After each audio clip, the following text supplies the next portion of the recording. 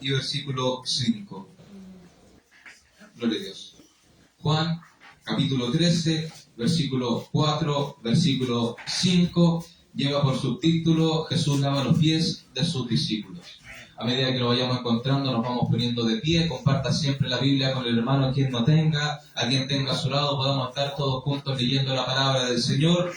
Juan, capítulo 13, versículo 4 y versículo 5. Si lo encontró, me confirma con un amén. Le damos lectura entonces en el nombre del Padre, Hijo y Espíritu Santo. Se levantó de la cena y se quitó su manto y tomando una toalla se la ciñó. Luego puso agua en un lebrillo y comenzó a lavar los pies de los discípulos y a enjugarlos con la toalla con que estaba ceñido. Oremos al Señor.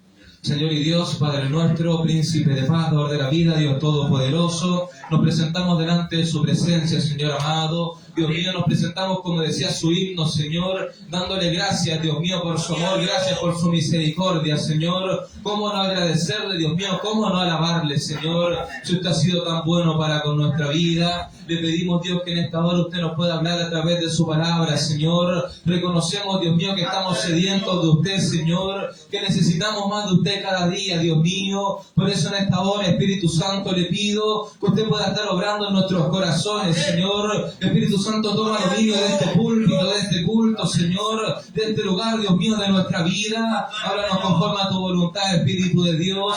Le pedimos, Señor, que usted pueda bendecir a cada hermano, Dios mío. Bendiga, Señor, nuestra vida y bendiga este mensaje. Lo pedimos, Señor, y lo rogamos en el nombre que es por sobre todo nombre, en el nombre de Cristo Jesús, nuestro Salvador. Amén y amén. Gloria a Dios, gloria a Dios, gloria a Dios para siempre. Toma asiento, mi amado hermano.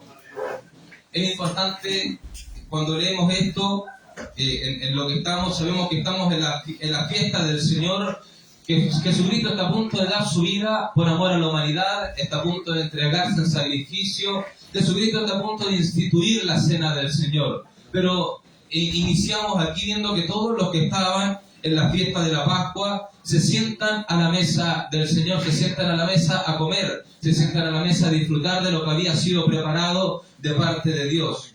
Lo curioso aquí, lo explicaba un pastor en un estudio bíblico, es que al pasar por este lugar, al pasar a sentarse a la mesa, todos los discípulos sabían que tenían la necesidad de lavarse los pies y las manos. En la ley del Señor, en los mandamientos de la ley, es indebido que un judío coma sin lavarse muchas veces las manos y muchas veces los pies. Era una necesidad que había sido puesta por la ley del Señor. Ahora Jesucristo había cambiado esta ley diciendo que no era inmundo lo que entraba al hombre, sino lo que salía del hombre. Estos discípulos tenían todos la necesidad de lavarse los pies, tenían toda la necesidad de hacerlo. Tenían la palabra del Señor Jesucristo de que no era necesario lavarse las manos, pero era más cómodo para ellos el hacerlo. Y estaba también el lebrillo o el frasco donde se pone el agua, y estaba la toalla. Estaba la necesidad, pero estaba también la solución. Estaba la necesidad de lavarse los pies, pero estaba la posición y la forma de poder hacerlo. Nos vamos a dar cuenta de que en el Evangelio siempre está la necesidad de personas que sirvan al Señor, de personas que sirvan en la iglesia, de personas que sirvan en las congregaciones. La Biblia dice, y lo predicaba hace poco un pastor, el Señor sale a contratar obreros para su viña. Dice que sale a hora temprana de la mañana y contrata obreros, pero se da cuenta 3 horas después de que iban a necesitar más personas, de que faltaban más obreros y vuelve a salir a buscar. Lo hace a las 6 de la mañana, a las 9 de la mañana, a las 12 del día, 3 de la tarde, 5 de la tarde, y cada vez se va dando cuenta de que faltaban obreros en la viña. Por eso el mismo Señor es quien va a decir, la mies de la verdad es mucha, mas los obreros son pocos. Rogad pues al Señor de la mies que envíe obreros. La necesidad estaba, y la forma de cumplirla. Lo más probable es que los 12 discípulos, incluyendo a Judas, quien iba a traicionar al Señor, hayan pasado cerca del lebrillo de la toalla y lo hayan mirado, pero hayan avanzado, hayan seguido de largo. ¿Por qué ninguno de todos lavó los pies de los demás? Porque el trabajo de lavar los pies era el que se le era dado al menor de los siervos. El menor de los siervos, el más pequeño de todos, el más humilde de todos los esclavos del Señor, era quien era el encargado de lavarle los pies a los invitados a la cena. Puesto en otras palabras, el que no tenía otro talento, el que no tenía otra forma, el que no tenía otro servicio era quien iba a lavar los pies. El obrero que no sabía ser carpintero, el siervo que no sabía cocinar, el siervo que no sabía llevar la cuenta, el siervo que no sabía leer, que no sabía escribir, el que no tenía otro trabajo, ese iba a ser quien estuviera a cargo de lavar los pies a las visitas.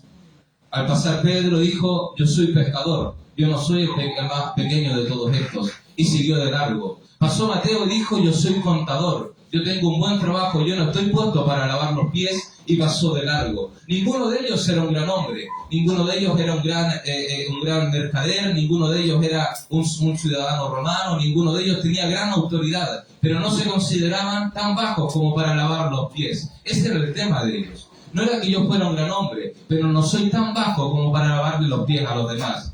Mateo habrá mirado y habrá dicho, yo soy contador de impuestos, pero Pedro es pescador. Él debería lavarme los pies a mí. Yo tengo mayores capacidades. Estaban discutiendo ellos y de repente apareció en la escena. De repente apareció en la imagen el Rey de Reyes y el Señor de Señores. Apareció de repente el que era por sobre todos ellos, que no era un carpintero, que no era un escriba, que no era un maestro, que no era ciudadano romano, era el Hijo de Dios. Y se cumplió la palabra del Señor que dice, no tomó el ser igual a Dios como cosa de que aferrarse, sino que se humilló para ser el menor de todos los siervos. Él no tenía necesidad de lavarle los pies a nadie, él no tenía que servir a nadie, él era el mayor de todo. Pero él dijo, yo fui llamado para servir a los demás. Puesto en otras palabras, el que lavaba los pies era el que no tenía otra cosa que hacer más que eso. No iba a poder hacer nunca ninguna otra cosa porque no sabía, porque no tenía el entendimiento. Era puesto para lavar los pies, era su único trabajo. Lo que Jesús hace es lavarle los pies a los discípulos, es decir, yo no vine a nada más que esto. Él estuvo en la tierra, pero él no se convirtió en rey, él no se quiso convertir en maestro, él no trabajó como carpintero, él no trabajó como el mejor de todo. Él solamente vino a servir. Sirvió sanando a los leprosos, sirvió alimentando los panes, multiplicando los panes y los peces, sirvió trabajando con sus discípulos, sirvió llamando a los pescadores y enseñándoles. Fue tanto el servicio que él tuvo que los que eran del vulgo y sin letra podían predicar la palabra, porque se dedicó a enseñar y no a aprender. Se dedicó a dar y no a recibir. Por eso es el único que puede decir más bienaventurado es dar que recibir. Él fue el que dijo, yo no vine a servir, yo no vine a ser servido, yo vine a servir. El Señor Jesucristo. La grandeza del servicio, este es el mensaje de hoy.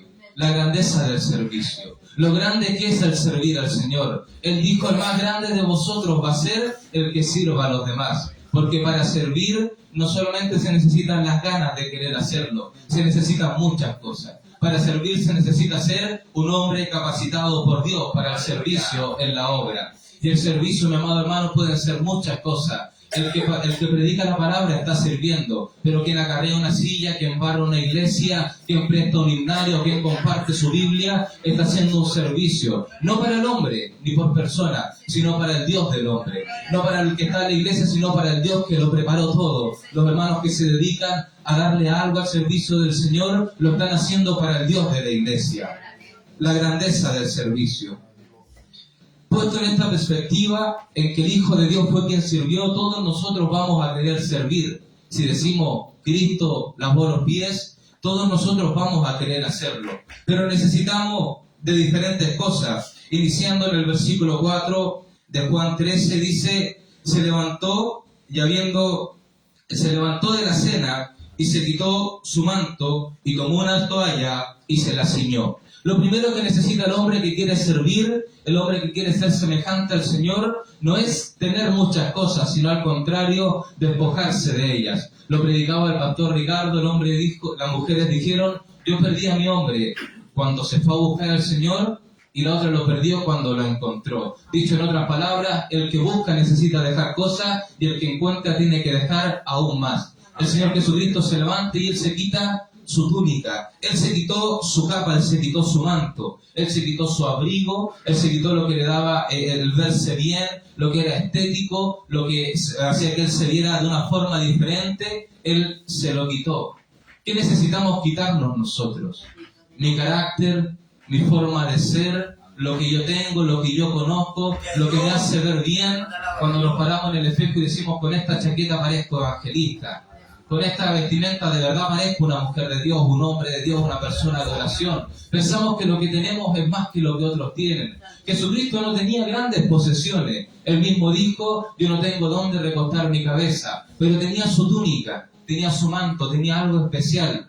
Él lo que hace para servir es quitarse su manto, es quitar lo que él tiene. En otras palabras, necesitamos dejar para servir. Necesitamos dejar lo que nos hace sentir mejores. Necesitamos también dejar la carne, dejar el pecado y dejar la maldad. Por eso los mensajes del pastor Ricardo, aunque quizás duros de escuchar, son mensajes que nos van a ayudar a servir mejor. A abandonar el pecado, a abandonar la maldad, a abandonar al Señor. Porque con nuestro manto encima no vamos a poder servir. Mi amado hermano, con su carácter, con su forma de ser, con su carisma, con su audacia, con su astucia, usted no va a poder servir. Necesita despojarse de todo para poder servir la obra del Señor. Necesitamos humildad en el Señor. Pero no toda humildad sirve, ni dejarlo todo nos va a servir si no lo hacemos de corazón. La humildad, a veces veo muchos hermanos que parecen muy humildes por fuera, pero por dentro les falta bastante para tener la humildad del Señor. Lo predicaba un pastor en un estudio bíblico, nos lo enseñó. Estábamos conversando y nos dijo, una vez un pastor se paró en un púlpito de iglesia y hizo la pregunta, ¿cuántos de ustedes son humildes? Y de atrás saltó un hermano que se puso de pie y dijo, amén, yo soy el único humilde en este lugar. Yo soy humilde de verdad. El pastor nos miró, nos miramos con el hermano Ricardo y dijimos, se le notaba ahí que ese no era humilde. Porque la humildad no se dice, la humildad no se enseña, de la humildad no se habla, la humildad no se aparenta, no se ostenta. La humildad se nota cuando usted puede ver y compartir con una persona. Este hermano, el cargo que tenía, que se para y dice, yo soy humilde, su cargo era ordenar la iglesia, limpiar el púlpito santo del Señor, la iglesia del Señor, un lugar que se le daba mucha importancia al púlpito de la iglesia. Y él era el encargado de lustrarlo, de limpiarlo, de barrerlo, de mantenerlo ordenado. El pastor tomó a este hermano humilde y le dijo, hijito, este mes no le toca a usted limpiar la iglesia, se lo vamos a dar a la hermana que está recién llegando. Y el pastor lo dijo en estas palabras, quizás no son las más lindas, pero son las más reales. Quedó la escoba en la iglesia. El hermano se enojó de una forma inimaginable, le llegaba a salir humo de la cabeza. ¿Cómo puede este pastor, a mí que he trabajado 5 años en esta iglesia, quitarme mi cargo para dárselo a una hermana que está recién llegando? ¿Cómo es posible? El pastor lo miró y le dijo, usted me dijo a mí que usted era humilde. Usted me dijo a mí que usted era humilde. Ahora, un pastor puede ser, pero ¿cuántas veces le hemos dicho nosotros a Dios que queremos servirle con humildad? El Señor nos mirará y nos dirá, tú me dijiste a mí que eras humilde. Cuando el Señor nos quiere probar o nos quiere pasar por algo, y nosotros decir, Señor, ¿por qué? Y el Señor decirnos, tú me dijiste a mí que eras humilde, ahora te toca probar. Podemos decir que sabemos de matemáticas, que somos científicos, pero en el examen lo vamos a ver. El examen del Señor es el que demuestra y demostró que Pedro, que Mateo, que Juan, que Judas no eran humildes. El único humilde de verdad en la cena del Señor fue el que se quitó su manto y se despojó de todo para servir. Seguido de esto, se quitó su manto, dice, y tomando una toalla se la ciñó. Cuando en los lectores bíblicos, lo primero que nos viene cuando leemos esta parte de que él se ciñó con una toalla, es el versículo que dice, para que estéis firmes, ceñidos vuestros lomos con la verdad. Efesios 6, la armadura del Espíritu. La Biblia muchas veces nos va a hablar de ceñirnos, lo dice varias veces. Lo más antiguo, no en orden bíblico, pero en orden histórico, en años de antigüedad, lo más antiguo fue Job. La Biblia dice que Job le hizo preguntas al Señor. Llega el momento del torbellino donde el Señor le responde y le dice, ciñete tus lomos, varón, porque ahora yo voy a preguntar y tú me vas a responder. Muchas veces a Pedro le dijeron también, antes te ceñías solo, pero llegará quien te ceñirá. Y aquí dice que él se ciñó también. Pero aparte de esta, no he encontrado otra ocasión donde se hable con qué se tiene que ceñir. La armadura del Espíritu dice que la palabra es la espada, la fe, el escudo, la justicia, la coraza, el Evangelio, el apresto o el calzado, pero cuando habla de ceñidos vuestros lomos con la verdad, no dice con qué nos tenemos que ceñir, no dice ceñidos con el cinto, no dice ceñidos con el manto, no dice ceñidos con la correa, con el cordón, con el lienzo, con nada. Porque la verdad, que es de lo que trata esto, la verdad es en todas las ocasiones, no es en una ocasión en específico. En esta ocasión, la verdad con la que Jesús se ciñó fue con la toalla. ¿Qué es lo que nos quería mostrar? ¿Y por qué les junto estas dos palabras, estos dos versículos? Porque lo que el Señor les quiere mostrar es que Él está sirviendo y está siendo humilde, pero no por fuera. Él no está mostrando, sino que se está ciñendo la toalla de la verdad, diciendo, en verdad, yo los voy a servir a ustedes. No es algo simbólico, no es algo que estoy mostrando por fuera, no es para que ustedes me quieran, no es para que ustedes me defiendan. Yo voy a ir a morir a la cruz, no tengo nada que mostrarle a nadie, pero yo de verdad los voy a servir. El problema es que a veces por fuera parecemos muy humildes, por fuera parecemos que lo hemos dejado todo, pero Dios sabe lo que tenemos por dentro. Dios sabe si nos queda todavía un poco de carne dentro de nosotros, si todavía nos queda un poco de rebeldía, un poco de porfía, ¿a qué tanto estamos dispuestos? Evidentemente que el hermano que está recién llegando a la iglesia, con mucho gusto es capaz de barrer la iglesia. Está recién llegando, pero cuando el hermano empieza a coordinar, cuando tiene un cargo en el coro, cuando empieza a predicar, cuando Dios le da un don, cuando Dios le da un talento, la humildad desaparece, porque no estaba ceñido con la toalla. Para servir bien y para tener la grandeza del servicio, despojarnos de la carne, despojarnos de lo que tenemos, ceñirnos con la verdad, con la toalla de la verdad. Versículo 5. Luego puso agua en un lebrillo. El lebrillo, vamos a ponerlo en dos formas. El lebrillo es el área espiritual de nuestra vida, porque era algo que ya estaba. Volvamos al inicio. Pasaron los discípulos y el lebrillo ya estaba en ese lugar. Eso es algo que ya estaba. El hombre o Jesús, que vendríamos a ser nosotros en la retórica, en lo figurado, nosotros somos el que debe servir. Nosotros somos Jesús. Esa es nuestra vida humana. En la vida humana debemos despojarnos de la carne. Pero el lebrillo, que debe ser lleno, es la simbolización de nuestra vida espiritual. Nosotros no podemos servir si nuestra vida espiritual está vacía. No podemos servir en ninguna forma, de lo más pequeño que podamos pensar, si nuestra vida espiritual está vacía. Porque si nuestra vida espiritual está vacía, vamos a mirar con ojos humanos, vamos a mirarlos de forma humana. Puesto en otra forma, si le damos algo, una primicia a un hermano, una bendición a un hermano material, en la forma humana vamos a decir, él tenía necesidad, porque estamos mirando de forma humana. Recuerdo cuando estuvimos en Chiloé, hacíamos el trabajo de llevar comida a las personas en situación calle. Se le llama en otros lugares hacer misericordia. No sé si ha escuchado alguna vez el término hacer misericordia, llevarle ayuda a quienes los necesitan. Y nosotros estábamos en eso, haciendo misericordia. Ahora, debemos entender qué significa la misericordia en nosotros. Misericordia viene de la palabra, no quiero parecer, no quiero mostrar nada, pero viene de la palabra hebrea. No lo enseñó un pastor, por eso lo sé, no es que yo sepa hebreo, yo con mucho esfuerzo paso el inglés. Pero en el hebreo, la palabra misericordia viene de dos raíces. Ya parezco teólogo. Viene de dos raíces. La palabra misiri, que significa perdón. Eso significa misiri. Cuando usted dice yo voy a darle misericordia a una persona, significa que lo estamos perdonando. Por eso el clamor de todos los hermanos es, Señor Jesús, ten de nosotros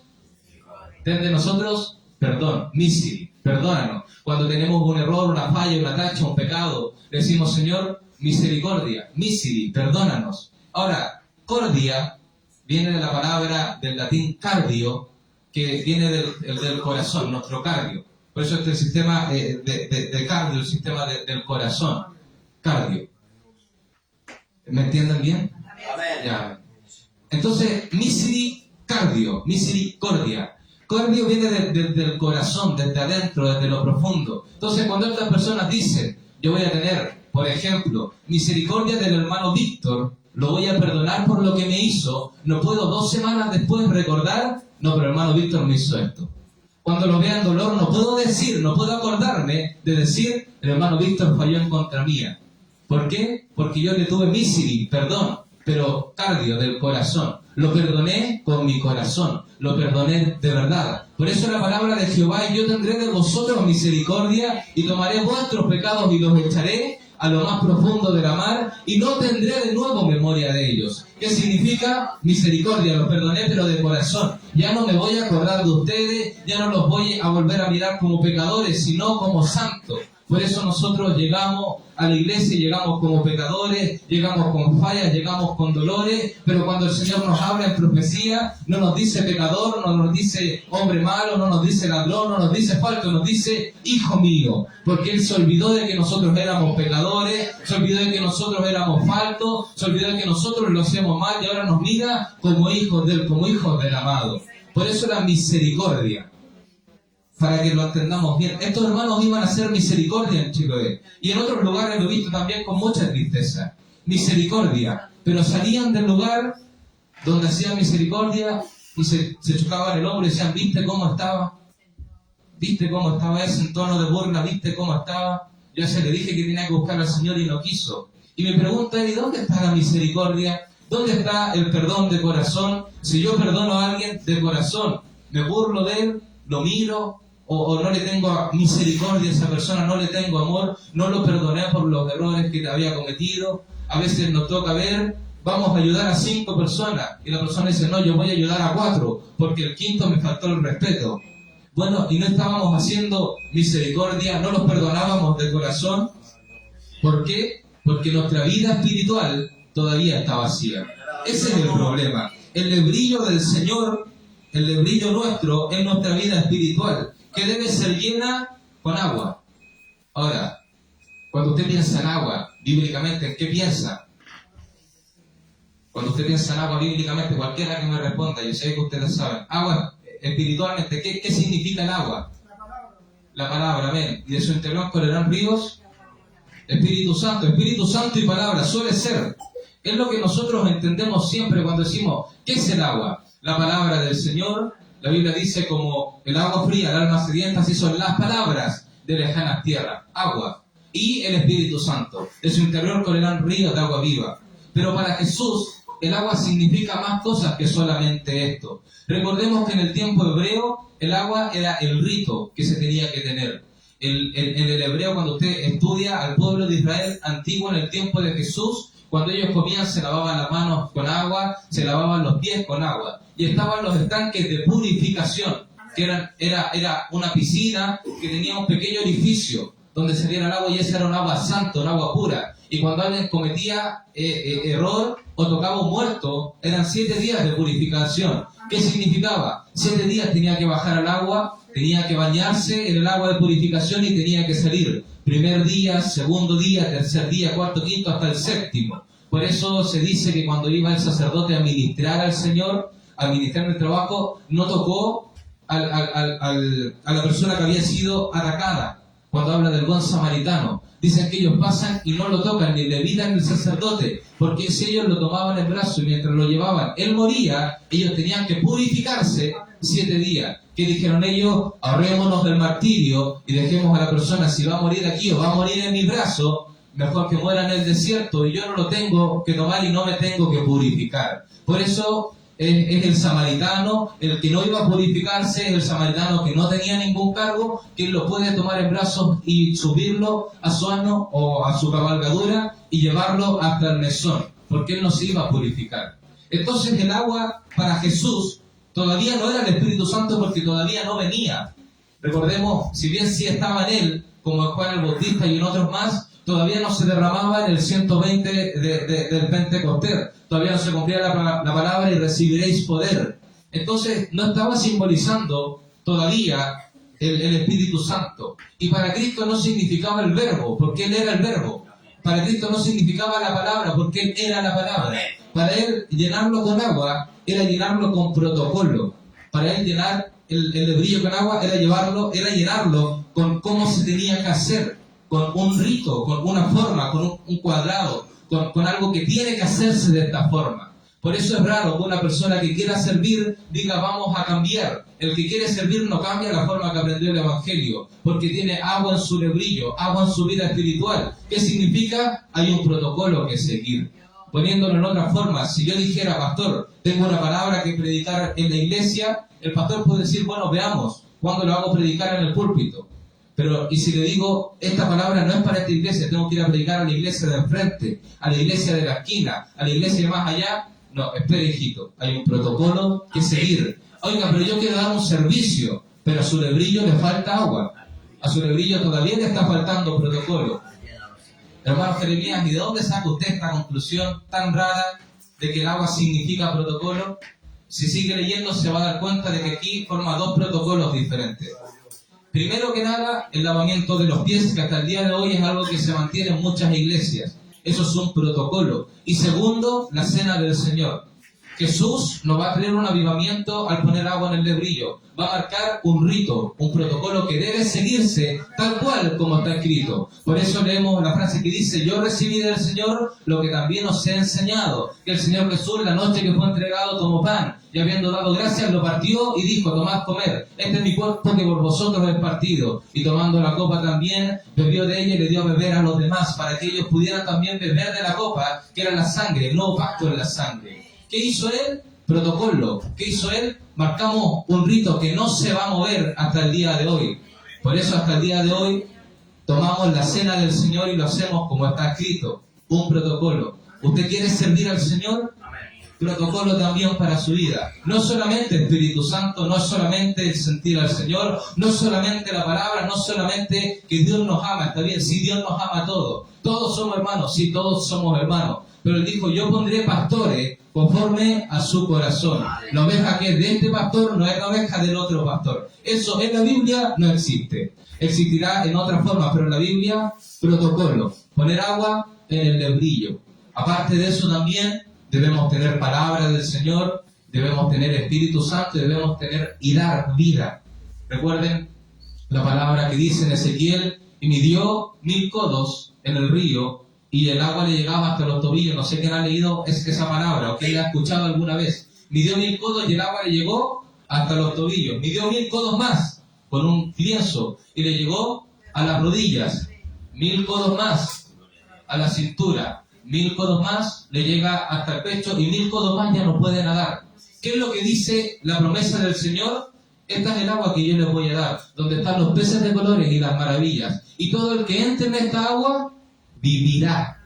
Por eso el Señor Jesús le va a decir después a la mujer samaritana, sus padres bebieron de esta agua pero murieron, mas el que beba del agua de la vida que yo le voy a dar, este vivirá para siempre, este tendrá la vida eterna. El cristiano debe tener 4 cosas en su vida espiritual.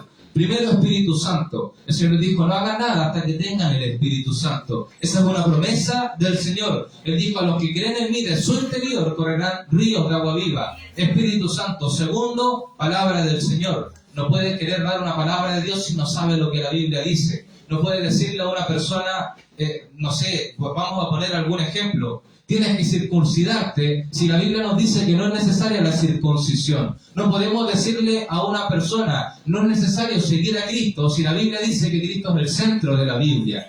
Palabra del Señor. Oiga, Antiguo Testamento, Nuevo Testamento, toda la palabra. Toda la escritura es inspirada por Dios. Lo que usted tenga que leer le va a enseñar algo. Leí en Ezequiel, bueno, aprendí algo de Ezequiel. Bueno, ahora leí en Juan, aprendí algo de Juan. Leí en Génesis, leí en Habacuc. ¿Quién ha leído Habacuc? Bueno, algo tiene el Señor que decirnos en Habacuc, en Sofonías, en Ageo, en Malaquías, en Mateo, Marcos, Lucas, en Juan. Palabra del Señor. Tercero, protocolo. Y cuarto, debemos dar vida. El dar vida, y yo quiero terminar ya este mensaje, el dar vida significa darle vida al espíritu o a la vida espiritual de otra persona.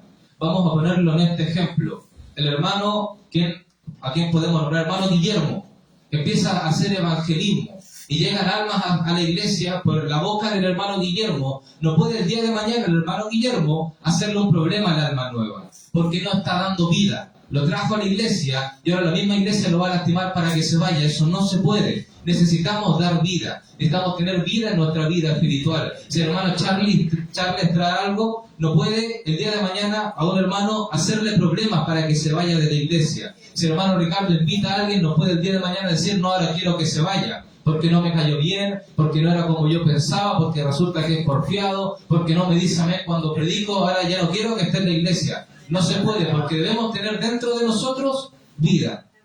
Hagamos un resumen rápido de este mensaje. Despojémonos del manto, toda la vida no espiritual que no nos sirve, toda la vida carnal, humana, pecaminosa, monstruosa, diabólica, toda la vida animal que dice la palabra, toda esa vida que es de pecado, despojémonos de ella.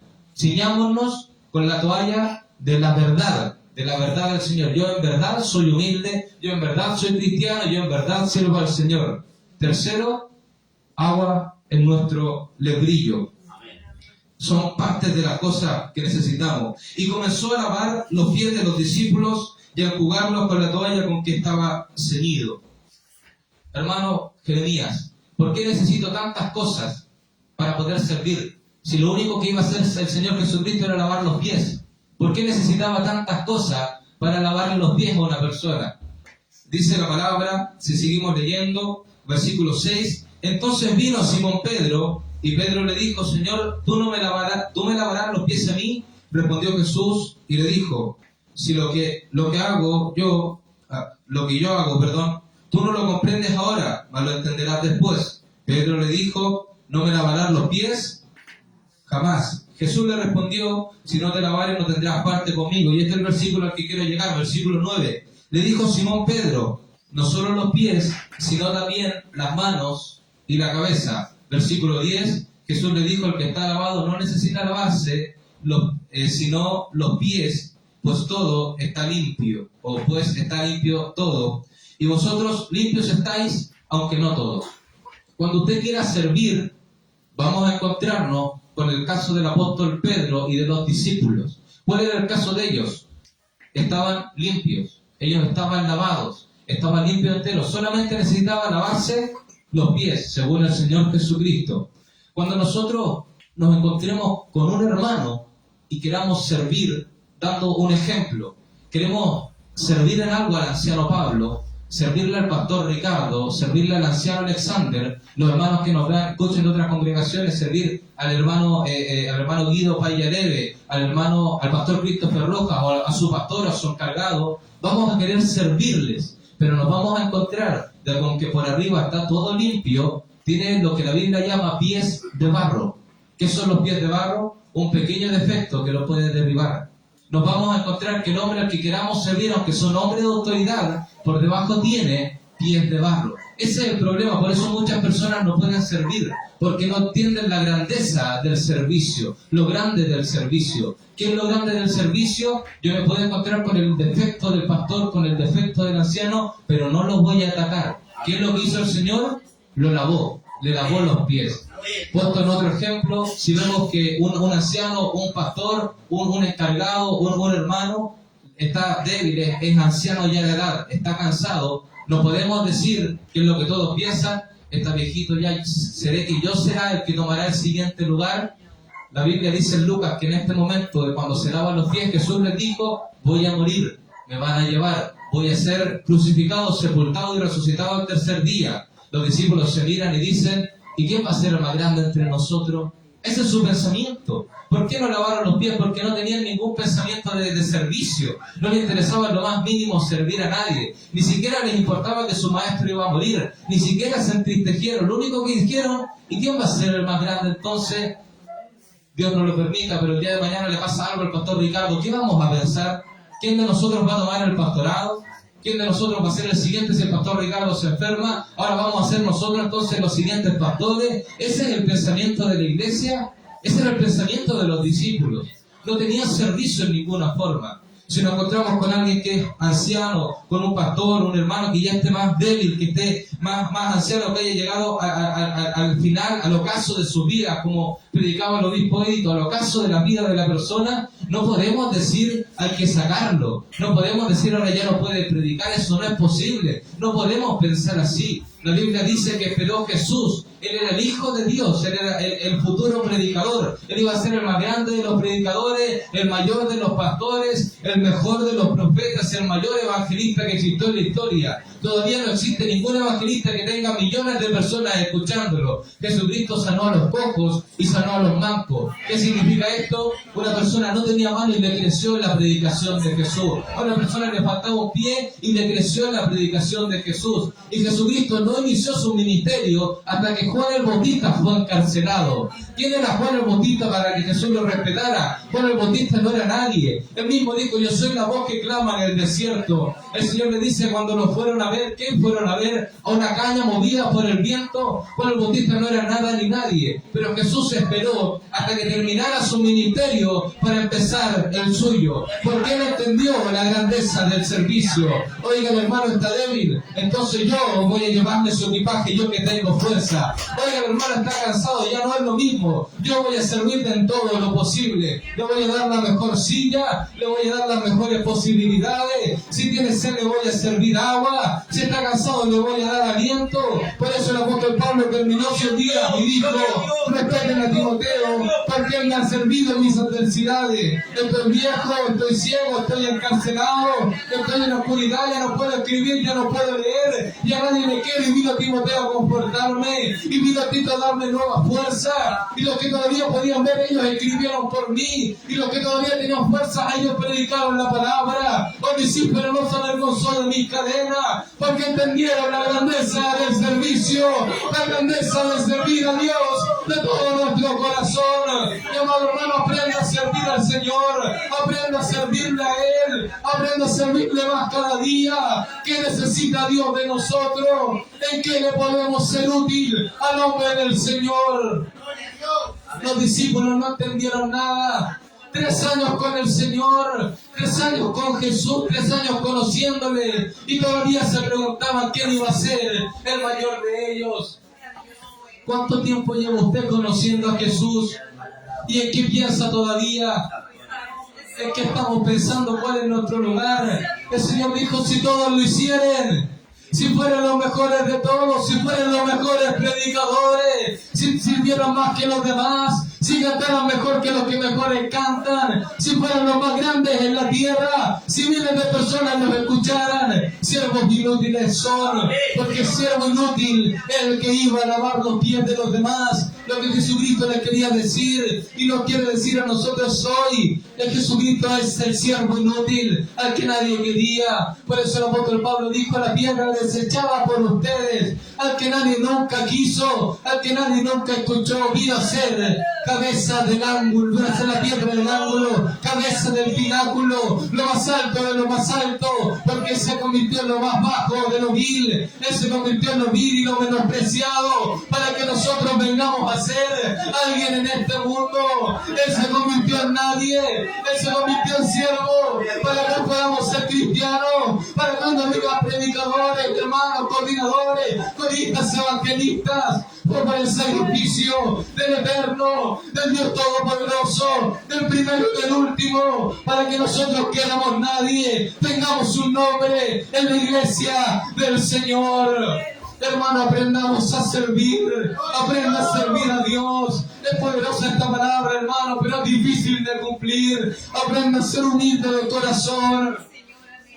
Jesucristo dijo: imítenme a mí, que soy manso, que soy humilde, pero no por fuera. No soy humilde con los humildes, soy humilde entre altivos, agacho la cabeza entre murmuradores, soy manso y humilde de corazón. Amado hermano, póngase en pie, vamos a orar por esta palabra. Aprenda la grandeza del servicio en la casa del Señor. Aprenda la grandeza del servicio viviendo con Cristo, mi amado hermano. Aprenda a servir a Dios de todo su corazón. Imitadme a mí, que soy manso, que soy humilde de corazón. Imitemos a Cristo. Señor y Dios y Padre nuestro, Príncipe de paz, dador de la vida, Dios Todopoderoso. Oh Cristo amado, hemos leído tu palabra, Señor. Cuán grande fue tu sacrificio, Cristo de la gloria.